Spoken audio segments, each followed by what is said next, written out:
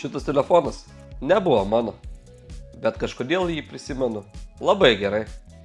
Mačiau, kad jį turėjo ne vienas. Jis buvo pas draugus namuose, pas jų tėvus, o aš tuo metu turėjau visai kitą aparatą. Motorola M3888. Ir gal todėl Nokia 3210 man tada atrodė dar įdomesnis. Nes tai jau buvo telefonas, skirtas ne tik skambučiams. Paėmus į ranką, pirma mintis labai paprasta. Sunkus, tvirtas daiktas. Iš šono atrodo lengvesnis, bet paimi ir svoris iškart nustebina. Ir būtent dėl to atsiranda tas jausmas, kad numetus ant žemės nelabai net suabejotum, ar jam kažkas atsitiko. Plastikas storas, korpusas masyvus ir iš karto supranti, čia ne žaislas, o rimtas aparatas. Labiau primena telefoną, kurį galėtum pamatyti statybų aikštelėje ar pas kokį tų laikų serviso vadybininką. Forma gerai išlieta, telpa į delną natūraliai, nereikia nieko taikyti ar ieškoti patogios padėties. Dėl to jis ir atrodo kaip daiktas, kuriuo gali pasitikėti. Iki tol telefonai turėdavo antenas, toks įsikišęs gabalas viršuje, kuris visur kliūdavo. Ir tada atsirado 3210. Jis nebuvo pirmas Nokia be antenos. Tokie modeliai jau buvo 8 serijoje, prabangos klasės telefonuose. Bet būtent šitas telefonas buvo pirmas, kurį galėjo turėti visi. Ir nuo čia telefonai pradėjo atrodyti normaliai, be įsikišimų, be nereikalingų detalių. Tiesiog vientisas daiktas kišenėje. Jų klasikinė spalva buvo pilka, bet be jos dar galėjai rinktis ir iš kitų oficialių variantų. Bet svarbiausia, dangteliai, priekinį ir galinį galėjai nuimti be jokių įrankių. Uždedi kitą ir jau atrodo kaip visai kitas telefonas. Buvo šimtai, net tūkstančiai neoficialių variantų, nuo paprastų spalvotų iki su logotipais ir iškiais paveikslėliais. Coca-Cola, žvaigždžių karai, futbolo klubai, rinktis tikrai buvo iš ko. Mygtukai čia labai tikslus, spaudi ir iš karto jauti tą klasikinį Nokia klik. Labai panašus į 3310. Ekranas čia paprastas, bet stebėtinai aiškus. Žalias apšvietimas, gryna klasika. Tamsoje jis neakina, o kaip tik malonus akiai. Bet su laiku viskas pradėdavo keistis. Atsirasdavo linijos, dingdavo dalis simbolių, kartais net pusė ekrano nebeveikdavo. Tada jau tekdavo keliauti į taisyklą ir spręsti, kurį ekraną rinktis. 80 litų už naudotą ar 130 už naują. Rašymas čia patogus ir greitas. Parašai tekstą, spaudi ok ir siunti. Bet kai nori paskaityti žinutes, atsiranda keistas momentas. Įeinant į gautas žinutes, jos gana ilgokai kraunasi. Atrodo, lyg užkrautų kažką rimto. Bet atsidarius, pamatai, kad čia vos kelios raidės. Ir dar vienas įdomus dalykas. Išsiųstų žinučių čia nematai.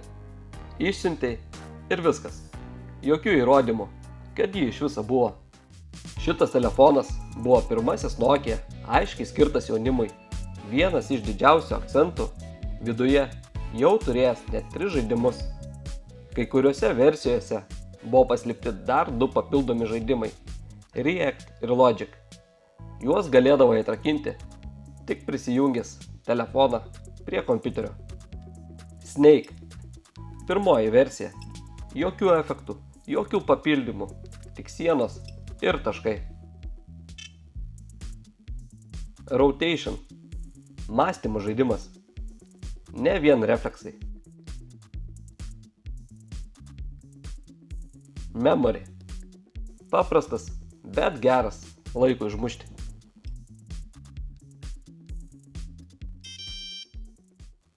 Tuo metu tai nebuvo pigus telefonas. 2001 metais naudotas dar kainavo apie 300 litų. Ir ta kaina dar kurį laiką laikėsi. Tik apie 2003 metus jau galėdavai nusipirkti už maždaug 150 litų. Ir dar viena detalė iš to laikmečio. Melodijas iš One LT. Viena kainuodavo 1 litą 95 centus. Šiame telefone turime vieną parsiųstą melodiją. Galime ją paklausyti.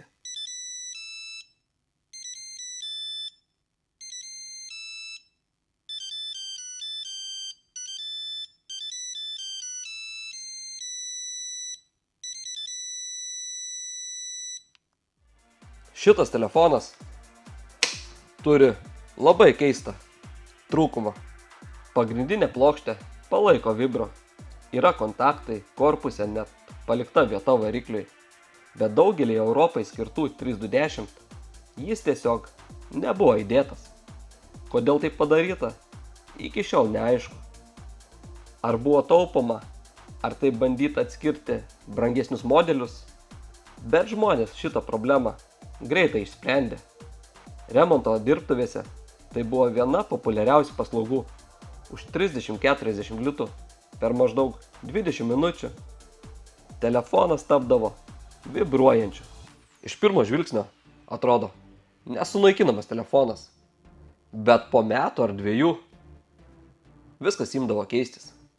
Sidabrinė dalis aplink ekraną nusitrindavo, dangtelė imdavo girgždėti, klibėti, ekranas išblukdavo arba atsirasdavo linijos. Jeigu nauja baterija laikydavo 6-7 dienas, tai po 2 metų iš jos jau mažai kas likdavo. Ir tada pamatydavai, kad tas tankų įvaizdis ilgai netrukdavo. Ir tada ateina momentas, kai pradedi žiūrėti ne į prisiminimus, o į skaičius. Ir čia jau viskas pasidaro rimta. Nokia 3210 pagal pardavimus yra 7. telefonas pasaulyje per visą istoriją, o tarp visų Nokia modelių net 4. vietoje. Ir tada jau supranti, kad tai nebuvo atsitiktinumas. Tai buvo daugiau nei tiesiog telefonas. Nepaisant visko, Nokia 3210 padarė labai svarbų dalyką. Jis parodė, kaip telefonas turi atrodyti. Be antenos, su žaidimais, ne tik skambučiams. Ir būtent dėl to jis tapo tokiu, kurį matydavai visur. Tai buvo telefonas, kuris atrodė nesunaikinamas, bet su laiku parodė savo silpnasias vietas. Ir tuo pačiu tai buvo telefonas, kuriuo galėjai pasitikėti, nors ir nebuvo tobulas. Aš Laimonas ir čia 53 archyvas. Vieta, kur sena technologija vėl atgyja. Iki kitų prisiminimų.